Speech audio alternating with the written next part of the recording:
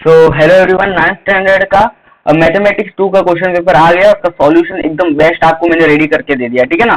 इस वीडियो बनाने के लिए मैंने बहुत मेहनत की है, तो आपको क्या करना, आज 300 तक सब्सक्राइबर पहुंचाने हैं। तो नेक्स्ट वीडियो जल्दी से जल्दी आएगा, तब तक नहीं आएगा, ठीक है। तो शुरू करते हैं हम लोग 9th स्टैंडर्ड का सॉल्यूशन। और यहाँ पे हमारे पास पहला क्वेश्चन है, write any one Euclid principle. Euclid principle क्या होता है? एक circle can be drawn with any centre and any radius. एक सर्कल आप बना सकते हो, कोई भी सेंटर कंसिडर कर सकते हो और उसका रेडियस आप जितना चाहो उतना ले सकते हो। ये यूक्लिड प्रिंसिपल एक हो गया हमारे पास। Two parallel lines are intersected by the transversal line. दो पैरेलल लाइन है यहाँ पे, देखो एक और दो, okay. Intersected by the transversal line, this is the transversal line, okay. Interior angle is 63 degree. यहाँ पे देखो एक इंटीरियर एंगल 63 डिग्री दिया है, तो मेजर अनदर एंगल। तो दूसरा एंगल को एक्स कंसिडर कर लो। What is the sum of interior angle? Sum of interior angle होता है 180 degree, because they are supplementary to each other. Okay, the sum of interior angle are 180 degree and 63 plus में है, यहाँ पे चला जाएगा minus हो जाएगा, 180 माइनस 63 हो जाएगा 117। तो x का वैल्यू आ गया 117। This is your another angle.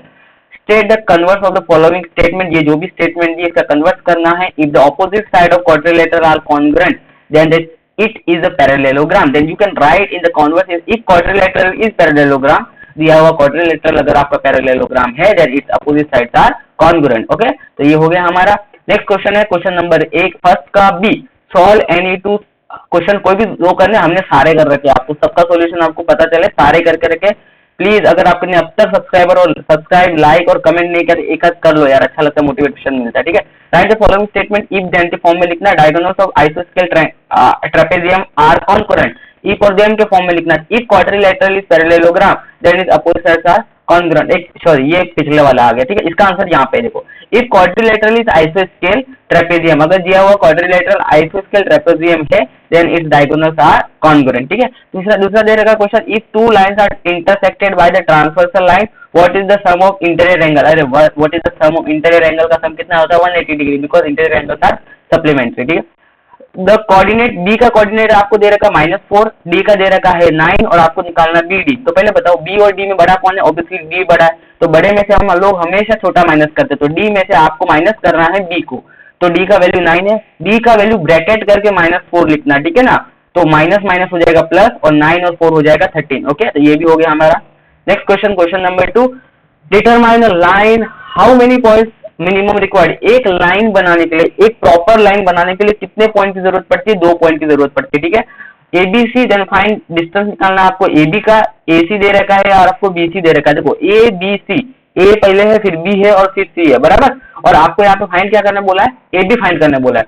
तो डिस्टेंस ऑफ एसी क्या हो जाएगा? Distance of AB plus distance of BC, ठीक है ना।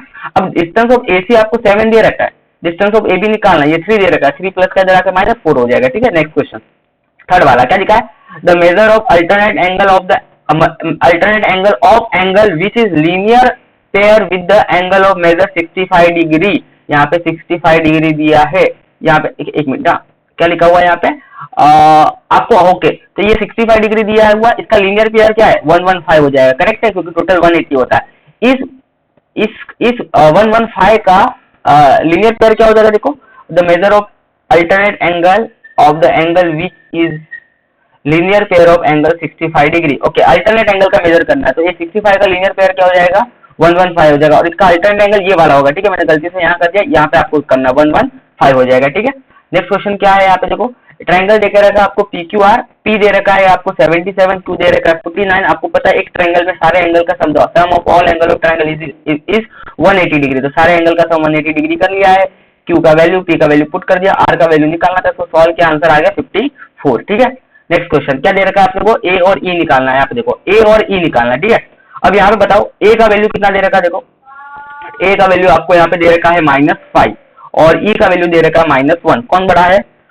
-1 बड़ा है, तो -1 में से आपको माइनस करना है, -5 को माइनस माइनस प्लस, -1 में से 5 गया 4, ठीक है। तो ये हो गया हमारा डिस्टेंस ऑफ ए ई का डिस्टेंस आपको यहाँ पे मिल गया, ठीक है ना। ई बड़ा था यहाँ पे। सेकंड बोला है रे सी ए एंड रे dot dot are opposite ray. अभी देखो सी ए रे किधर है? ये रहा सी ए, इसके अपोजिट रे कौन सी की? बहुत सारी बनेगी। देखो सी डी बन सकता है, सी ई बन सकता है, सी ओ बन सकता है, सी एम बन सकता है, सी क्यू बन सकता है, जितना बनाना चाहे उसमें से मैंने 2 लिख दिए, ठीक है।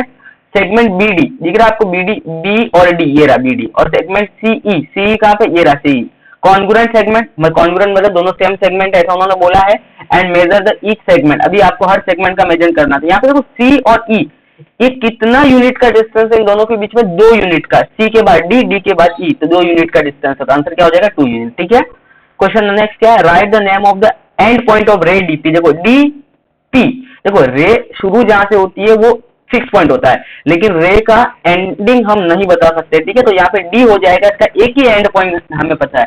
देखो अगर सेगमेंट की बात करेंगे, सेगमेंट में 2 एंड पॉइंट होते हैं, तो रे में सिर्फ स्टार्टिंग वाला वो एज ए एंड पॉइंट होगा, बाकी कोई एंड पॉइंट नहीं होता, तो ओनली यहाँ पे डी हो जाएगा। ठीक है, क्वेश्चन 2 क्या दे रखा है, ओके ये बहुत इजी क्वेश्चन था। देखो आपको क्या लिखा है यहाँ पे, ए और बी सेम दे रखा है, मतलब ए और बी का वैल्यू आपको सेम दे रखा है। ठीक है, और आपको यहाँ पे प्रूव करना है आई थिंक एल और एम पैरेलल है या नहीं। तो ए और बी आपको सेम दे रखा है और आपको प्रूव करना है एल और एम पैरेलल। ए और बी का वैल्यू सेम है, चलो गिवन है। ठीक है ना, ए बी का वैल्यू, ए और सी क्या है, सेम है, इक्वल है, क्यों है, बिकॉज वर्टिकली अपोजिट एंगल। ए और बी सेम है, क्यों है, गिवन है। ए सी के बराबर है, ए बी के बराबर, मतलब बी सी के बराबर हो जाएगा, बराबर। और जब बी और सी एक दूसरे के बराबर हो जाएंगे, तो ये कैसे एंगल है, ये कॉन्ग्रुएंट हो गए, दोनों क्या हो गए, but they are congruent supplementary, मतलब वो सप्लीमेंट्री एंगल है और कॉन्ग्रुएंट भी है। ठीक है ना, तो जब सप्लीमेंट्री एंगल कॉन्ग्रुएंट हो जाते हैं तो ये लाइन क्या हो जाएगा, एल और एम क्या हो जाएगा, पैरेलल। तो हम लोग लिख सकते हैं by supplementary angle test, line L और एम क्या हो जाएगा, पैरेलल। ठीक है, नेक्स्ट क्वेश्चन है क्वेश्चन नंबर 2 का बी, आपको ये पूरा लिखना है, बहुत इजी क्वेश्चन है। एमओई इक्वल टू एन, देखो एमओई और यहाँ पे क्या लिखा हुआ है, एनओई, दोनों क्या है यहाँ पे, एमओई, देखो एमओई एनओई, देखो ये है ना लीनियर पेयर है, क्या है, लीनियर पेयर, तो सम हो जाएगा 180 degree, angle of linear pair. ठीक है, सेकंड दे रखा है आपको एनओई, देखो एनओई और इक्वल टू 180 डिग्री करके लिखा था, आपको ये फिलिंग द ब्लैंक्स कंप्लीट करना था। तो एनओई के साथ में देखो लीनियर पेयर में एनओडी आ जाएगा, देखो ये लाइन है ना ये वाली, तो इसके साथ में एनओई के साथ में कौन आ जाएगा, एनओडी। ठीक है, तो टोटल हो जाएगा 180 डिग्री। नेक्स्ट दे के रखा है आपको एमओई और एनओई किसके बराबर हो जाएगा, देखो यहाँ से ये भी 180, ये भी होता है, ये वाला और ये वाला पेयर क्या होगा, सेम होगा, क्योंकि दोनों 180 के बराबर इक्वल कर दो, यहाँ से क्या कट हो जाएगा, देखो एनओई और एनओई कैंसिल, तो एमओई किसके बराबर आ गया, एनओडी के बराबर आ गया। तो बहुत इजी क्वेश्चन था ये भी। अभी सेकंड क्वेश्चन, ये थोड़ा अच्छा क्वेश्चन लगा मेरे को।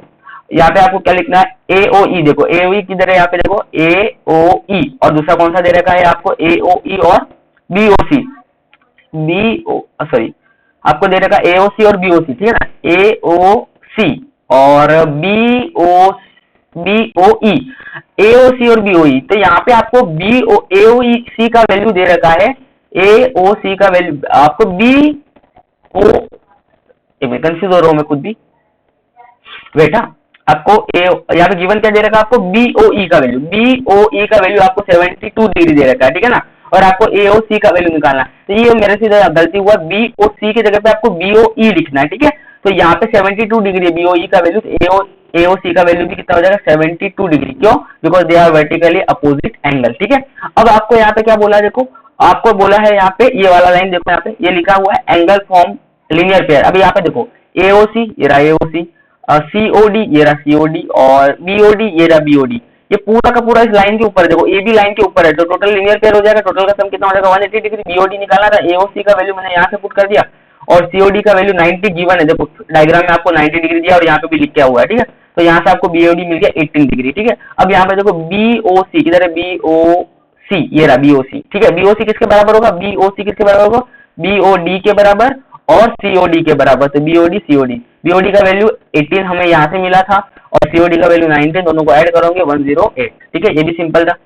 अब आप ये वाला क्वेश्चन बेस्ट है, ये वाला बढ़िया क्वेश्चन है। अभी ए बी सी डी और एफ ये तीनों लाइन पैरेलल है, क्योंकि ट्रांसवर्सल लाइन है, और एक्स और जेड का रेशियो आपको दे रखा है 5 एक्स और किसका रेशियो दिया, वाई और जेड का रेशियो दिया 5/4। ठीक है, अब अच्छे से देखो सी एस टी और एस टी एफ, देखो सी एस टी कहाँ पे, देखो सी एस और टी का, हाँ ये रखी सी एस टी करेक्ट है, और है एस टी एफ कहाँ पे हो जाएगा, देखो एस यहाँ पे है, टी यहाँ पे है, और एफ कहाँ पे हो जाएगा, यहाँ पे। ठीक है ना, तो ये देखो सी एस टी और एस टी एफ सेम हो जाएगा, क्यों, देखो सी एस टी और एस टी एफ ये अल्टरनेट एंगल है, तो ये अगर एंगल एफ है तो ये एंगल भी क्या हो जाएगा, एफ हो जाएगा, तो अल्टरनेट एंगल सारा कॉन्ग्रुएंट आपने पढ़ रखा होगा, तो जो भी एस टी एफ का वैल्यू है वो यहाँ पे हम पुट कर देंगे सी एस टी का। तो अभी देखो सी एस टी का वैल्यू क्या हो गया, जेड हो गया।